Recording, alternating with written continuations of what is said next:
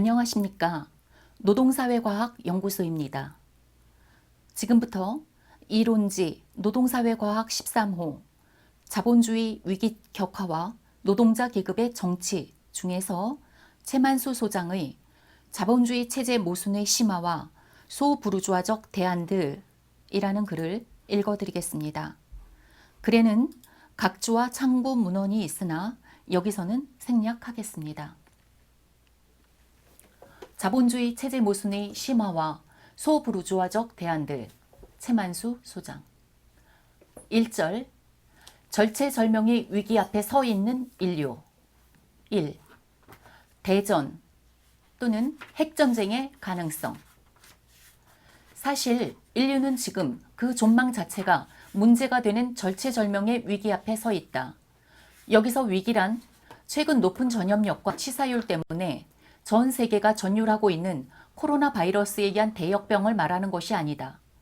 그리고 그에 의해서 촉발된 경제위기, 즉 많은 사람들이 아예 코로나 대공황이라고 부르는 현재의 대공황과 관련해서 결코 이 대역병이 공황의 규모와 심도에 미치는 영향을 주목하는 것도 아니다. 고도로 발달한 현대의학의 수준을 감안할 때 희생자가 의외로 끔찍한 규모로 발생하고는 있지만 이 대역병은 조만간 극복될 것임에 틀림없다. 설령 이 대역병이 다소 더 유행해서 더 많은 희생자를 낸다고 하더라도 현대의학의 수준을 고려하면 그리고 전염병의 전파에 대한 비과학이 지배하던 중세와는 확연히 다른 대중의 과학적 인식 수준을 감안할 때 그것이 인류를 멸망이나 그에 가까운 재앙으로까지 몰고 갈 가능성은 전혀 없는 것이 분명하다. 그 때문에 대역병의 위세가 아무리 강하더라도 그것은 인류의 존망을 위협하는 위기는 결코 아닌 것이다. 한편 오늘날 대중의 의식을 사실상 전면적이다시피 지배하고 있는 대중매체들뿐 아니라 많은 전문가들, 많은 전문기관들까지도 바로 이 대역병이 경제위기를 초래했고 바로 그 때문에 이 경제위기가 1930년대의 대공황 이후 최대의 공황이 될지도 모른다며 호들갑을 떨고 있다. 물론 이 대역병은 위기 그것을 급성적으로 격발했고 따라서 급성적이라는 그 속도가 미치는 파장은 결코 만만치 않을 것이다. 특히 초기 전개 과정에서는 익히 보아온 것처럼 위기 그것의 전개 양상과 규모 및 심도에 지대한 영향을 미치고 있다. 하지만 그럼에도 불구하고 이 대역병은 결코 위기의 원인이 아니며 위기 그것의 성격을 결정하는 것도 아닐 뿐더러 그 규모나 심도를 규정하는 근본적이거나 주요한 요인도 결코 아니다. 대역병이 위기의 전개 양태나 특히 그 초기의 격렬성 등에 미치는 영향이 아무리 크더라도 위기 자체는 자본주의적 생산 양식의 고유한 모순의 폭발이어서 이 역병이 창궐하기 전에 이미 이곳저곳에서 그 폭발의 조짐을 드러내고 있었고 또 폭발하기 시작하고 있었다. 그리하여 물론 자본과 소부르주아 언론과 이데올로기들은 그 원인을 자본주의적 생산체제 자체에서가 아니라 그 외부의 무언가 우연적인 데에서 찾으면서 즉 당신은 주로 중미 무역 분쟁의 격화, 장기화 탓으로 돌리면서이지만 아무튼 이미 지난해 10월 초가 되면 예컨대 다음과 같은 기사들이 유수한 세계적 언론을 장식하게 된다. 전 세계의 무역이 세계 경제를 무너뜨리면서 급격히 악화되고 있다. 독일의 제조업 불황이 심화되고 있고 성장 전망이 암울해지고 있다. 무역 전쟁이 미국 경제를 위협함에 따라 미 증시가 붕괴되고 있다. 민간 부문의 고용 둔화가 경제를 더욱 암울하게 하고 있다 등등등. 그리고 코로나 바이러스에 의한 대역병이 경제 위기를 불러왔다는 아우성이 요란한 가운데에서도 다음과 같은 목소리도 나오고 있다. 영국 경제는 코로나 바이러스 이전에 이미 죽어 자빠지고 있었다. 통계가 보여주고 있다. 사실 위기는 자본주의적 생산 양식의 모순의 극한적인 격화 속에서 무르익고 있었는데 이에 대해서 논의하기 전에 한 가지 의문에 먼저 답해야 할 것이다. 그렇다고 해서 인류의 존망 자체가 문제가 되는 절체절명의 위기 앞에 서 있다? 지나친 뻥 아닌가? 하는 의문 말이다. 역사를 되돌아볼 필요가 있다.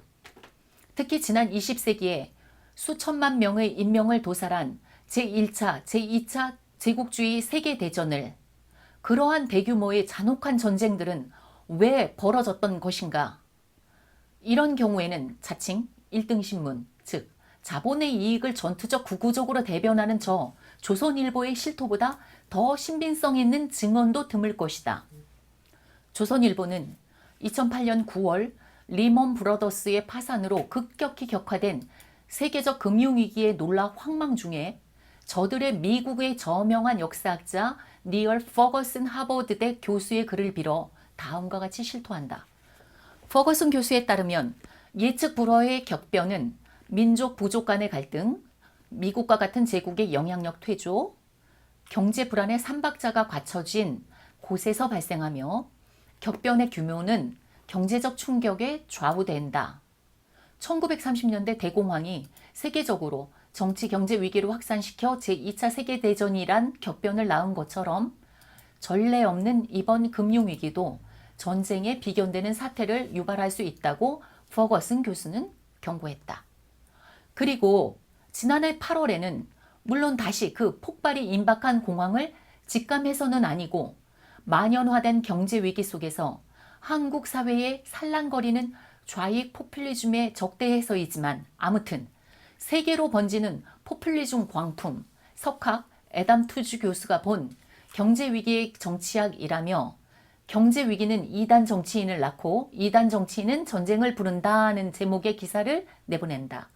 그 기사는 경제위기는 2단 정치인을 낳고 2단 정치인은 전쟁을 부른다는 제목 그것이 보내는 메시지도 명확하려니와 그 메시지를 특히 다음과 같이 뒷받침하고 있다. 언제부터 글로벌 정치에서 중도가 위축되고 국가주의, 민족주의, 보호무역주의를 내세운 정치 이단아들이 득세하게 된 걸까? 미국 컬럼비아대 경제사를 가르치는 석학 애덤 튜즈 교수를 뉴욕에서 만나 그 해답을 구했다. 튜즈는 2008년 발생한 글로벌 금융위기의 궤적을 역사적 관점에서 꼼꼼하게 추적하고 분석한 책 붕괴를 지난해 8월 출간 학계 주목을 받았다. 튜즈는 지난 10년간 전 세계적으로 트럼프 미국 대통령 당선, 블랙시트, 유럽 포퓰리즘 정부의 등장, 월스트리트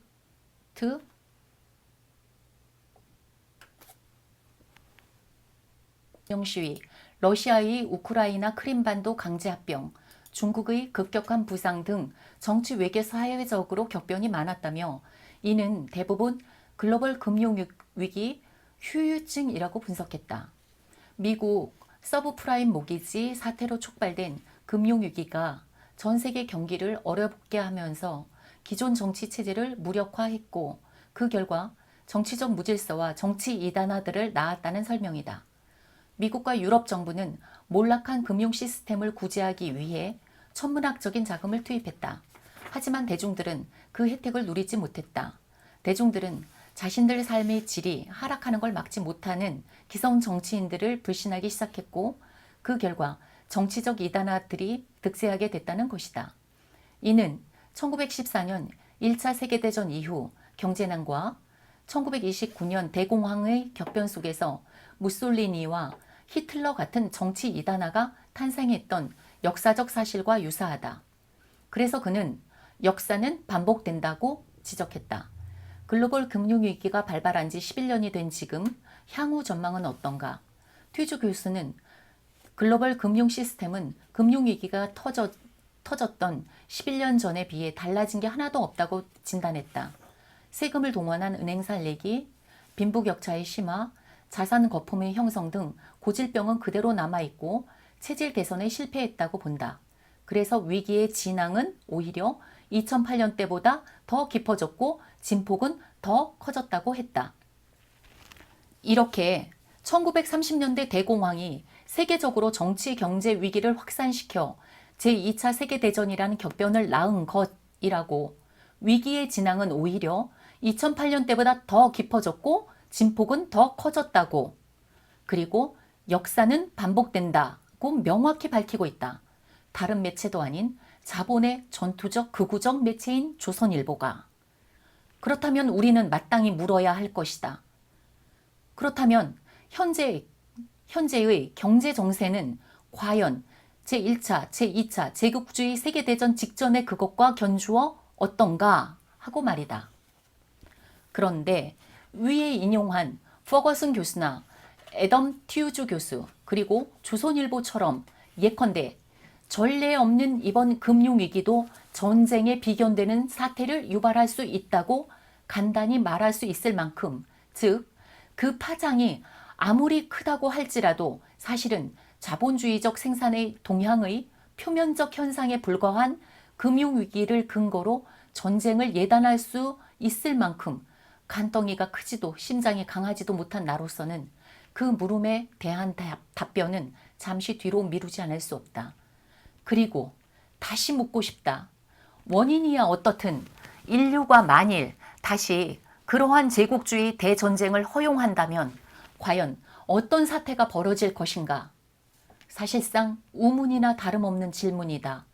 왜냐하면 이른바 재래식 무기로 벌인 대전들도 수천만 명씩을 도살했는데 핵병기 시대인 오늘날에 그러한 대전을 허용한다면 그것은 바로 인류의 절멸을 의미할 것이라는 것은 사실상 누구나 알고 누구나 짐작하는 사실이기 때문이다.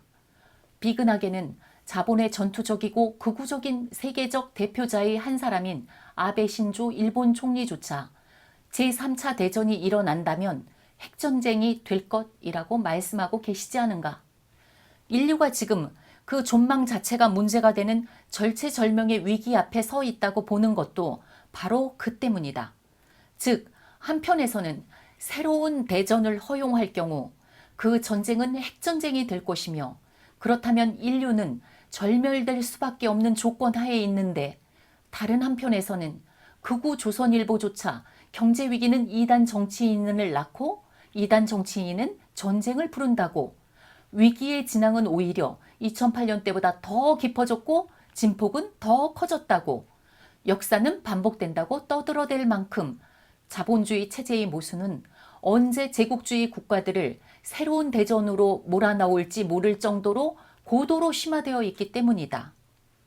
그렇다면 인류를 절멸시킬 대전쟁을 허용하지 않기 위해서는 무엇을 해야 할 것인가?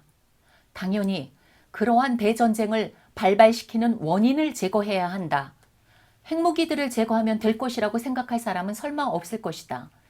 인류의 안위를 위해서 핵무기는 당연히 제거되어야 하지만 그것은 모든 인류가 우애와 공존, 공영의 정신과 원리 하에 조직된 보다 고도의 역사적 사회적 조건들 하에서나 비로소 가능한 것이지 자본과 자본의 국가주의, 민족주의가 지배하는 현재의 조건들 하에서는 절대로 불가능하다는 것은 누구나 다 알기 때문이기 때문이다. 누구나 다 알 것이기 때문이다. 또 하나 위기, 생태위기.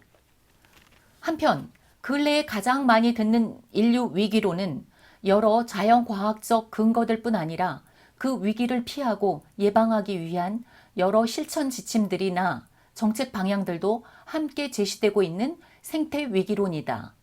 생태위기에 대한 이러한 자연과학적 접근과 그에 기초한 사회적 정책적 실천은 물론 그 자체로서 매우 귀중한 의의를 가지고 있다. 그것은 분명 생태위기의 심화 속도를 낮추고 또 부분적으로는 그 위기를 완화시킬 것이기 때문이다. 그러나 거기에는 동시에 근본적인 한계가 있다. 그러한 자연과학적 접근에만 머문다면 생태위기를 발생시키는 근본적 원인이자 그 추진력인 사회적, 경제적 조건들을 보지 못하기 때문이다.